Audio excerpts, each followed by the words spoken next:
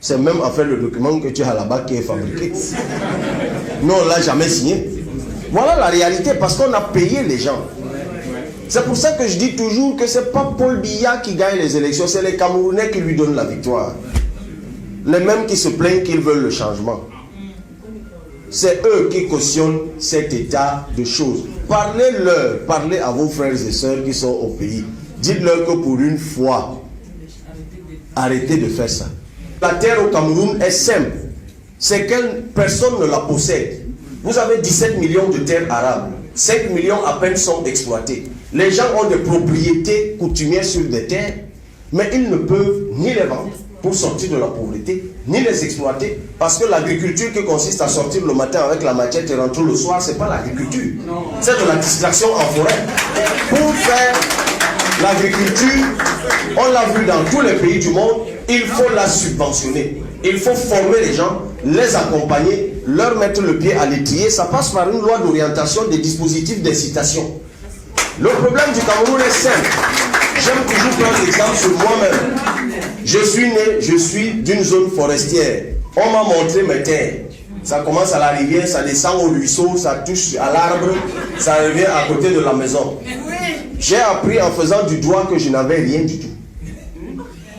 Parce que si tu n'as pas de titre foncier, tu n'as pas la terre.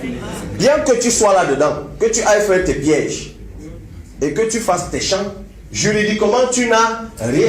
Et cette terre appartient à l'État et ça s'appelle le domaine national. Et du coup, cet État peut décider un matin de donner en concession cette terre à un individu qui peut être chinois, français, allemand, qui se plante devant ta maison en te disant, sache que désormais, en dehors de ta maison là, tu n'as rien derrière. Et il aura juridiquement raison. La solution est simple, donner le titre foncier gratuitement à tous ceux qui ont des propriétés coutumières.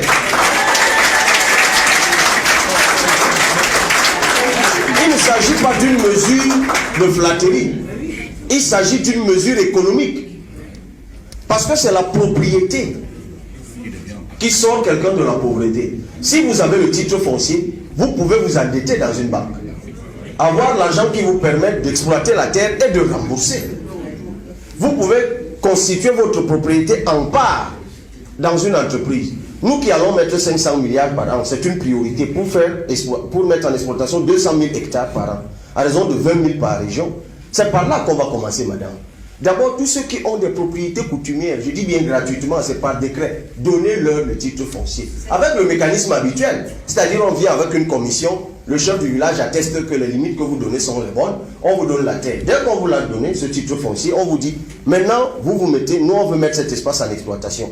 Soit vous nous vendez, nous l'État, on rachète, soit vous constituez ça en part dans les agro-industries qu'on va mettre dans chaque commune rurale, puisque l'industrie n'est pas si compliquée, il faut faire entrer des machines.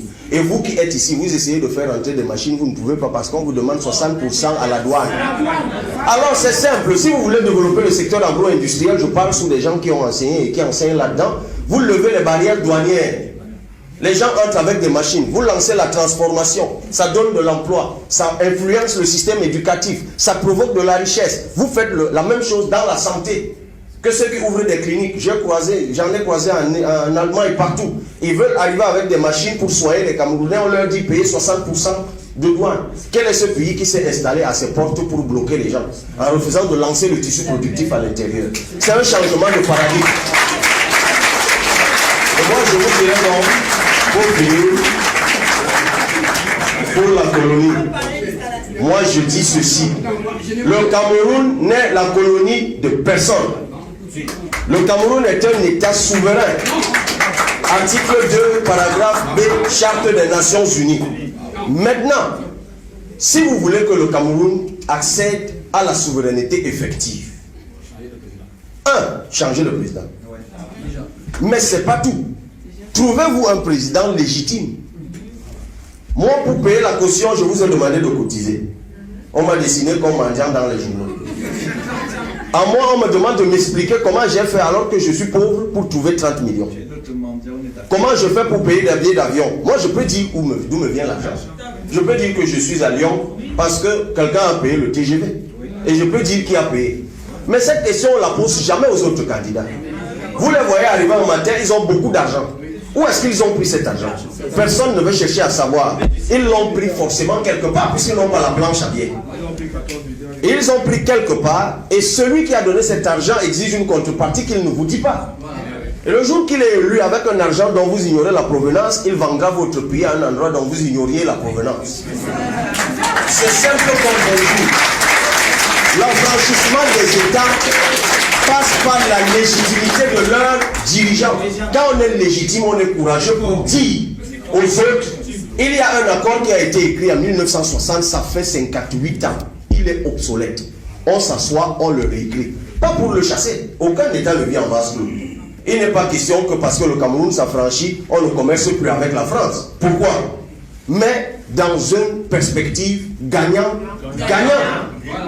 Et pour ça, il faut le courage et le soutien de son peuple. Tant que vous aurez des chefs d'État qui vendent leur pays pour accéder au pouvoir, et vous refuserez des chefs d'État légitimes qui viennent vers vous, vous les repoussez parce qu'ils sont pauvres, et que vous acceptez à bras ouverts ceux qui vous distribuent des biens de banque et gardent des voitures rutilantes, sans vous demander d'où ça sort, vous resterez donc colonie. Mais cette fois, pas dans la réalité juridique, mais dans vos propres têtes.